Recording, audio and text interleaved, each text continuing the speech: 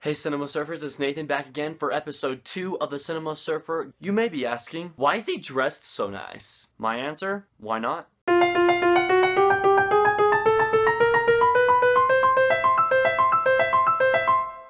First thing I watched was the season 3 finale of Vampire Diaries. No shame, guys, right? This show is good. I will say it. It is a good show. I really enjoyed this show. Season 3 was probably my favorite season finale so far of the show.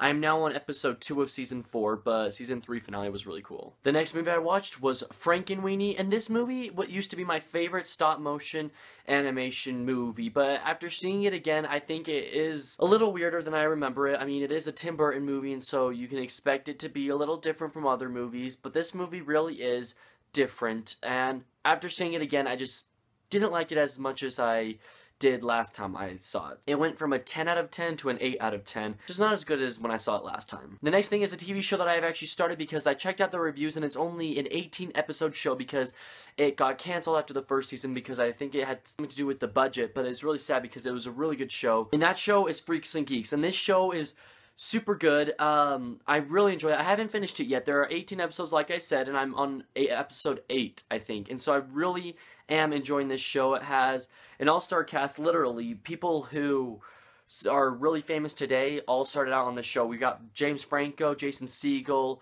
Seth Rogen. My favorite character is probably this guy. I forgot his name. And then I also like Millie, that really religious girl that is the main character's friend. I think she's hilarious. But for now, I give this show a 9 out of 10. It's a really good show and I really enjoy it. Next movie I watched is a movie that I feel like everybody needs to watch once in their lifetime just because it is one of those really quotable movies and everyone is always talking about it. Honestly, I didn't really enjoy it too much. And that movie is Mean Girls. It's definitely not as amazing as everyone says, but it is one of those movies that I guess is quotable, and it is a movie that you gotta see, but I didn't enjoy it as much as everyone else does. Honestly, I would give it like a 5 out of 10, probably. It's just kind of dumb. Next movie is a movie that I'm really happy that I finally got around to it because I really like the star of this movie. He's one of my favorite actors, and it is Harrison Ford in The Fugitive. Did I enjoy it? Yes, but I didn't, like, absolutely love it. And I probably would give it, like, an 8.8, 8.9 out of 10. I cannot give it a 9 out of 10. I don't know why, but I just don't feel like this movie was worthy enough for me to give it a 9 out of 10. And it sounds weird because I give it an 8.9, but I don't give it a 9. It makes a difference. I don't know. I just don't feel like this movie deserves a 9 out of 10 for me.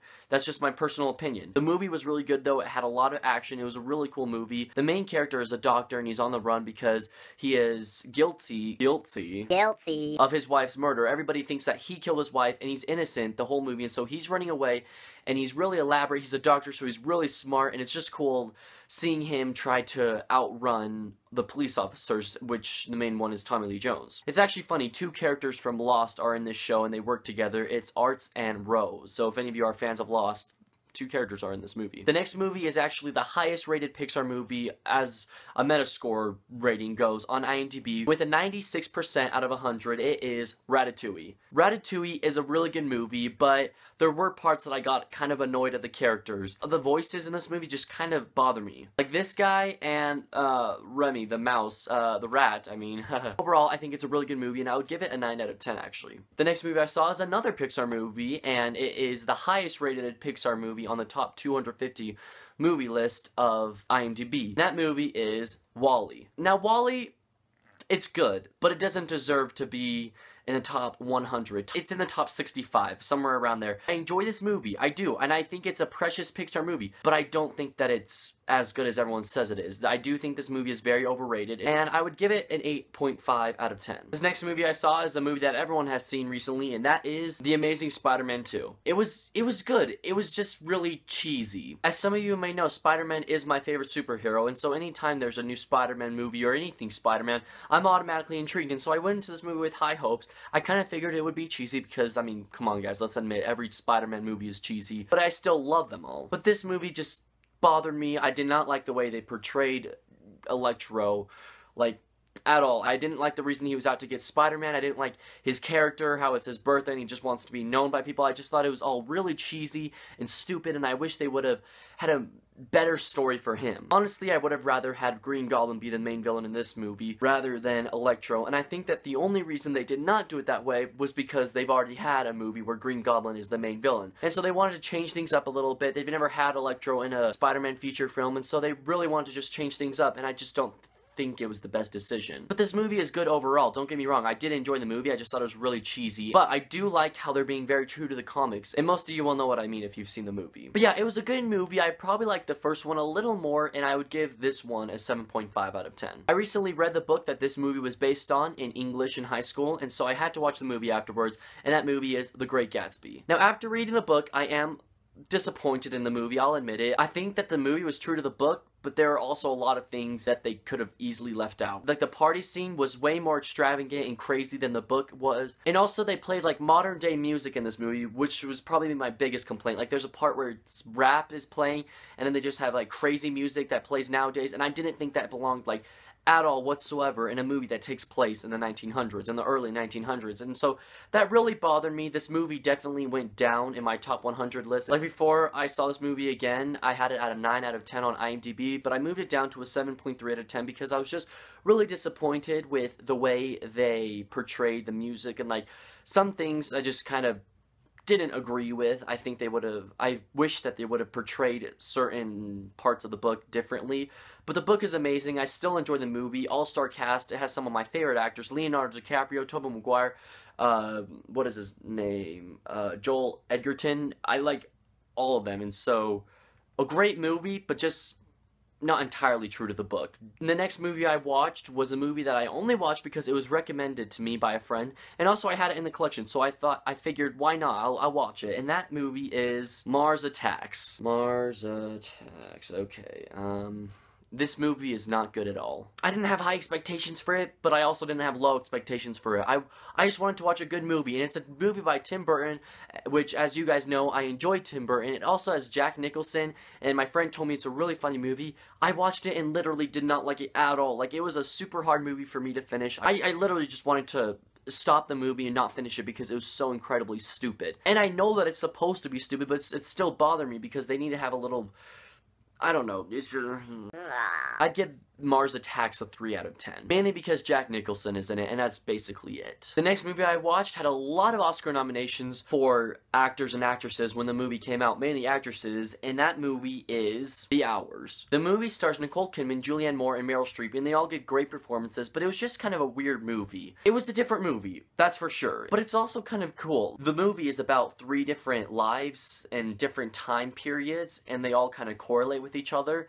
And in the end of the movie, it's just cool because it's all connected. I did think that was really cool and really neat, and so I would give The Hours a 6.5 out of 10. Next movie was perhaps one of my favorite movies of the movies I've watched this episode, and that is Batman the Movie. Yes, guys, that is right. Batman the Movie. One of the best movies in this episode. This is the one from the 1966, and the reason this movie is so good is because it is so bad. Like, literally, it's supposed to be terrible, and that's what makes me love it. If you guys haven't seen it, there's a part where Batman is dipped into the water because he's hanging on a ladder from a helicopter, from the Batcopter, whatever you want to call it. When he comes out of the water, there's like this huge rubber shark eating his leg, and he's just like, Robin, quick, get the shark bat repellent spray. It's like the funniest thing ever, and he's like beating the crap out of the shark. He's punching the shark, and the shark will not let go. It's like the most entertaining thing ever. I was like dying laughing. And there's also, like, seriously so many memorable quotes from this movie. It is one of my favorite Batman movies.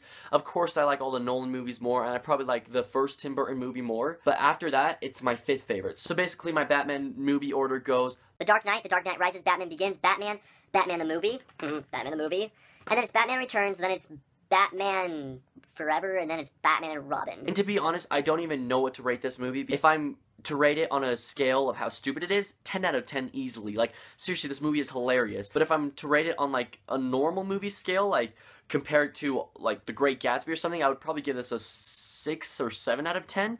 I seriously don't even know how to rate it because it's supposed to be, like, stupid, and so it's just hard to rate. So I'll just go with my 10 out of 10 because I just really like this movie. The next movie I watched was the first scary movie I've ever seen, and I watched it with my friend one late night, and it was The Others. Now, The Others is a really neat flick. I've seen some people buy it in their Blu-ray updates. It's a really cheap Blu-ray that you can pretty much find anywhere, and it is such a good movie. Like, it's supposed to be scary, but it's not very scary, mainly because the movie's also very slow. The ending to this movie is amazing, guys. You gotta check it out. I would give it like an 8.5 out of 10. The next movie I watched was also a movie I watched with my friend the same night that we watched The Others, actually, and that movie was The Woman in Black.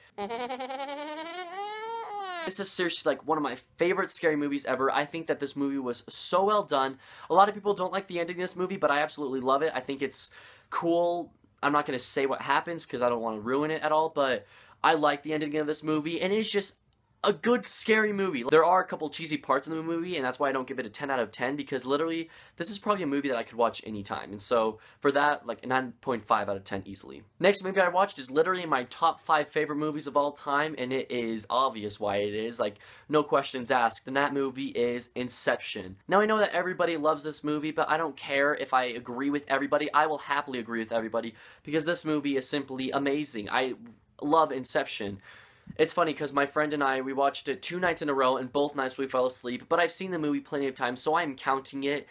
I saw the majority of the film, and I know what happens because I've seen this movie 10 times about, but I love this movie. Every single time, I love it more. I don't know, I just think this is the coolest movie. The slow motion scenes, everything.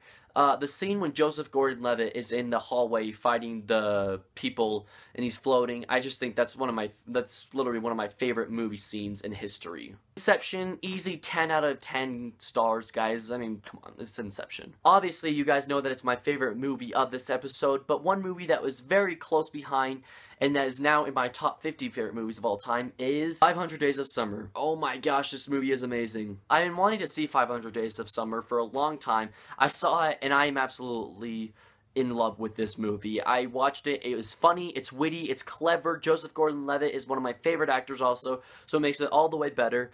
Zooey Deschanel is amazing for the part, and so is Joseph Gordon-Levitt. It is just such a funny movie. I love this movie. And I love the way this movie was portrayed too, how it literally it goes from day 1 to day 250 to day 24 to day 312. Like, it goes back and forth throughout their relationship. This movie is seriously just one of those rare movies that you just got to appreciate. It is such a good movie. I loved 500 Days of Summer. Easy 10 out of 10. But that's it for this episode, guys. Thank you so much for tuning in again. Summer's coming up, and I will be watching so many movies in the summer. So many movies are coming out in the theaters, and then I'm going to be having a bunch of marathons, and so look forward to that, guys. But yeah, thank you for sticking with me and watching my movie reviews of all the movies that I have just surfed through. My name is Nathan, and I'm the Cinema Surfer. Have a cinematastic day.